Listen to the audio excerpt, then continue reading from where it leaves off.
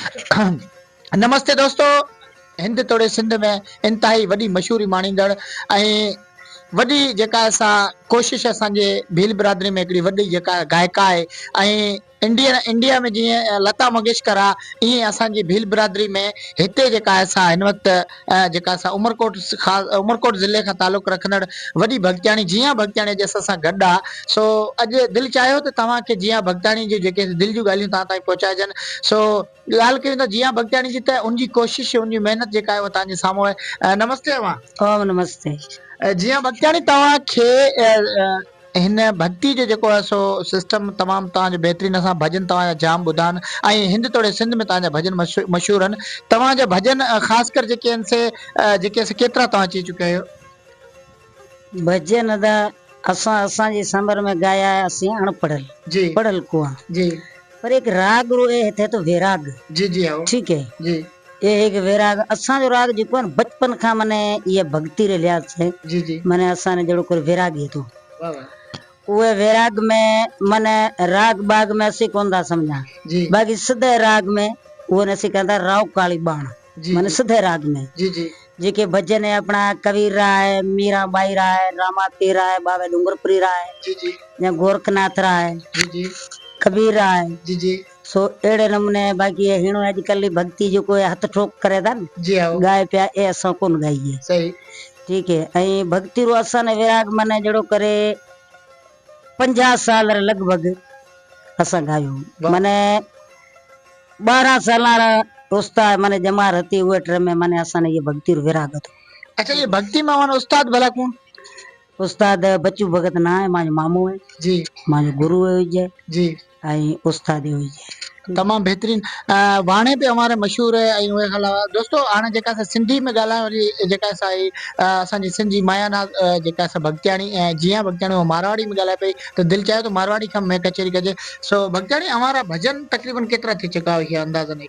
भजन असांजा कपनी में काफी भरिया हुआ जी, ऐं बीजो तो अलावा बाराड़ी में हसन अली शाह जो मिरपुर खाशिरो जी जी आवे ए बाराड़ी मशीना खणी आई थो। ठीक है, हाजी माई खान नो गोठ है जी, सामारे में जी जी, उथे मशीना खणी आयो बजे उहे किस्टा मने वो की सत्संग रे नमूने सजी रात भरिया थे। अच्छा, भजन सही, सजी रात भजन भरिया थे। असा अण पढ़िया ने खबर कोनी तने तो मने मोबाइल दौर को तो मोबाइल दौर कोनी तो जी जी, पछे वहां किस्टा भरे धणी ले गया पछे पे नंबर हलिया हलिया पे कढिया थे नंबर पे हलिया। सही, बाकी कपनी में रूबरू जी मने 4-5 चक्कर हसन अली शाह री कपनी में थियल है, जी, कराची में थियल है, सही, ऐं सकरंड में भी नंबर थियल है, हैदराबाद में भी नंबर थियल है। वाह वाह। दोस्तों तव्हांखे ॿुधाईंदा हलूं त ही वीचारा सादा माण्हू आहिनि ऐं थर जो इलाइक़ो आहे, थर जी ही कस आहे उमरकोट, ऐं सादा माण्हू आहिनि।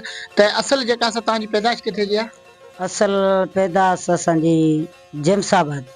तो दोस्तों जेमसाबाद में जेका असां रिहाइश पज़ीर भॻत्याणी जिया ऐं सच पुछो त क़दर असांजी सिंध में न आहे। ऐं हिन मां जेके हिन जे आवाज़ मां उहे कंपनियुनि वारनि लाखों रुपया कमाया, कैसेट जो दौर हूंदो ऐं भॼन जा जेके शाहकार हुआ उन्हनि मतिलबु जीअं मिसाल चए थो त कंपनियुनि वारनि जेके असां भॼन वठी उहे बि असांखे ख़बर न आहे। त अहिड़नि माण्हुनि जी सच पुछो त असांजी सिंध में क़दर न आहे। अच्छा भॻत्याणी, भला अव्हांखे भला गवर्नमेंट तरफ़ां को वज़ीफ़ो वग़ैरह मिले थो?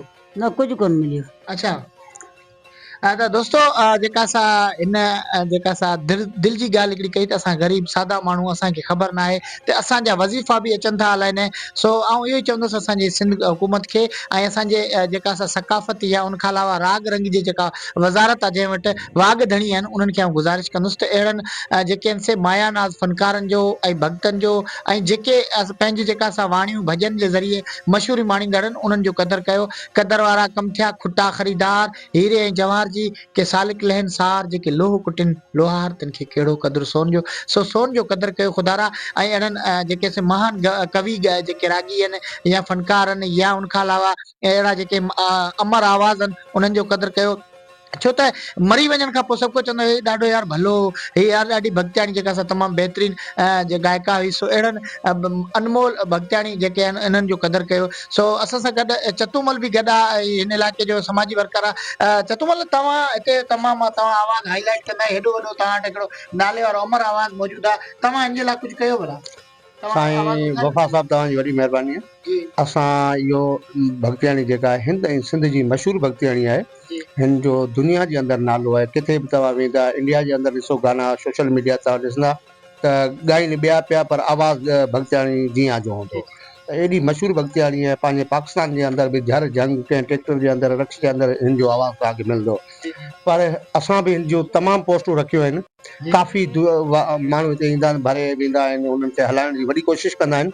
पर गवर्नमेंट जेका आहे अॼु ताईं को बि हिन जे लाइ कुझु बि न कयो। पर इहा थियणु खपे, इहा चीज़ थियणु खपे त जेको बि हेॾी वॾी फनकार जेको जंहिंखे भॻतियाणी पाण चऊं या गायकी चऊं या जेको मशहूरु आहे, त हुन जे लाइ कुझु न कुझु सिंध गवर्नमेंट खे हिन जो करणु खपे। कुझु अहिड़ा माण्हू काफ़ी अचनि था, वीडियो ठाहींदा भरींदा आहिनि, पर इहो नथा अर्ज़ु कनि सिंध गवर्नमेंट खां, पाकिस्तान जी गवर्नमेंट खां नथा चवनि त भई जेको हेॾी वॾी नाले वारी जेका भॻतियाणी आहे, जेको हिन खां हिन जो आवाज़ु पूरे झंग जे अंदरि हले थो, त हिन जी सहायता करणु खपे ऐं हिन खे जेको आहे वज़ीफ़ो ॾियणु खपे। असां इहो जेको आहे गवर्नमेंट सिंध गवर्नमेंट खे अर्ज़ु करियो। वफ़ा साहब तव्हां बि अॼु आया, इंटरव्यू वरितो, तव्हांजी वॾी महिरबानी आहे। मूं काफ़ी सारा जीअं भॻतियाणी जा हिकिड़ो ॿ इंटरव्यू वरिता, पर उहे हाफ थिया ऐं प्रोग्रामनि में हुआसीं त उते जेका ख़बर न पई। पर मुफ़लिसी जो हिकिड़ो आलम इहो आहे, मूंखे सच पुछो रोअण आयो।